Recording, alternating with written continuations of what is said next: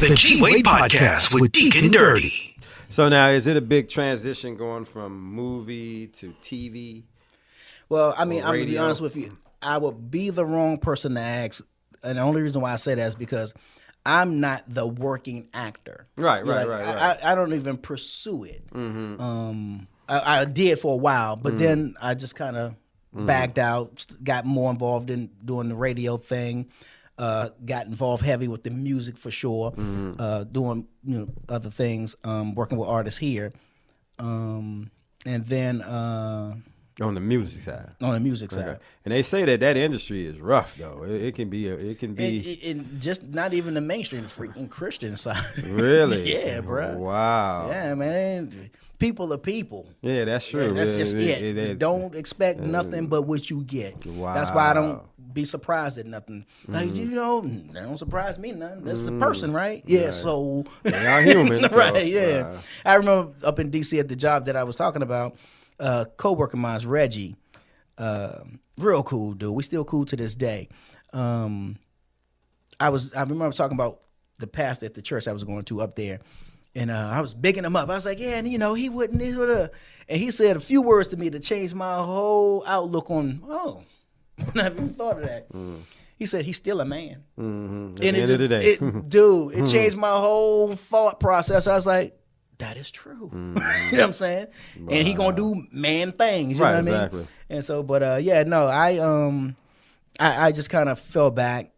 And so I do it if it comes and work with it that way, like with the film or what I'm involved with right now that I'm just not saying until it actually get ready to pop.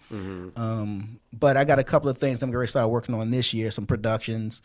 And yeah, man, just, you're going to see me more than you see me before. How long have you been doing this actual thing right here? WadeWorks has been, I remember drawing the studio. I don't know what the name of it was called.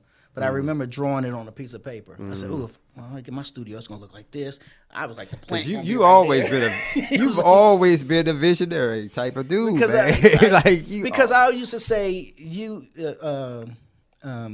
will never go anywhere if you can't see beyond the four corners of your neighborhood. You will never go anywhere if you can't see around those four corners, that block that you live on. Right, exactly. If you can't see beyond that, then you're gonna be stuck there. Shot, bro. Right, exactly. And but I always just like I just know I want more. I don't know what the more is, but I know I'm supposed to have more. Even when I would be on some sets and I'm an extra, and I'm not down on extras because hey, do what you do. Right. I would be sitting there like, I'm supposed to be over there with them. They go Latifah right there. They go Mike Epps right there. I'm supposed to be talking to him. Why am I not talking to him? Why am I not talking to that person? I'm supposed to be over there. So that's just always been my mentality. And so now, I don't know Mike Epps or Latifah yet, but it's coming. But now some of the people that I used to be like, oh snap! Now I'm like, oh, what's up, fam? What you doing? You know what I'm saying? We call. I think that's like you said, you moving in the direction that you want to do, and I think that's cool, man. I'm proud of you, man. I swear, like you really doing it. And like I said again, it was already in you. Right. You just didn't know what you wanted at that time. But I think everybody that we grew up ended up landing exactly where they supposed to be. Yeah, and I want to find out where everybody is. I'm ticked to this day that I did not make Black's 50th birthday party. Right.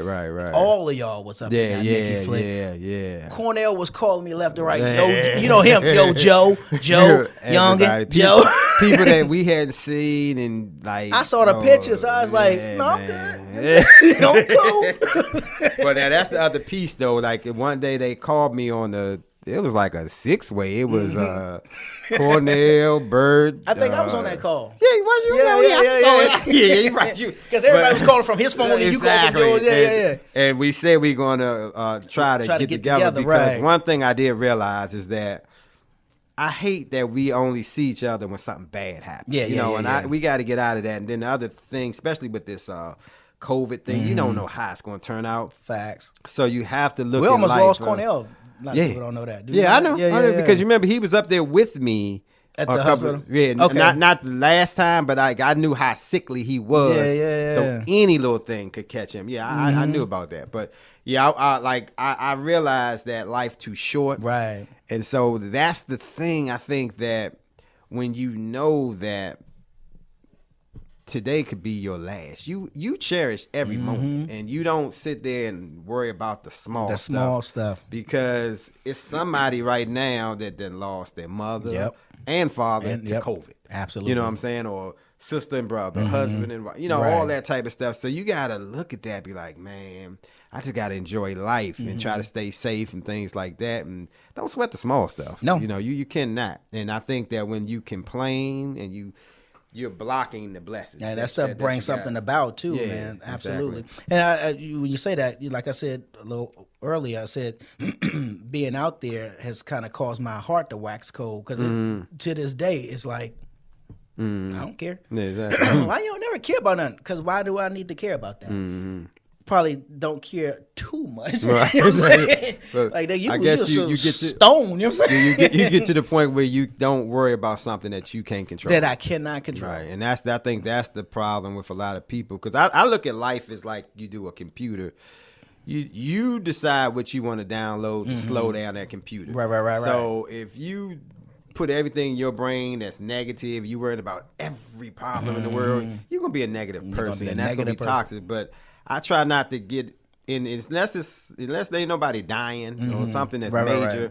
Right. I don't really want to feed into that. You know what I'm saying? Yeah, Like, people gonna be people. People are human. People make mistakes. True. But at the end of the day, I got to live my life. Absolutely. And enjoy being here, man. Yeah. So that's how that goes. And you and I had lost touch for a good, it felt like a good 10, Probably about 15, 10 about years. 10 to 15 years. Until you reached out. You mean like when I reached out this last time? Or Well, kind of like the first Really? time that you reached out since the time we had really kicked it. Right. Which had been years. Right. Yeah. Because like you said, you was doing your thing, then I was doing my thing, and like I did the exact same thing. And our stories are kind of somewhat the same. When I got on a certain kind of mission, I was so involved in it trying to deprogram myself. So I didn't talk to a lot. I mean, I would speak to everybody, but I didn't see a lot of people, and just working and stuff like that. Just trying to,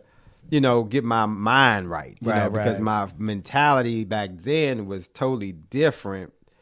And, once you kind of realize, and like I said, that day when I was doing my thing and I see you on that TV, I'm like, whoa, wait a minute. Skirt.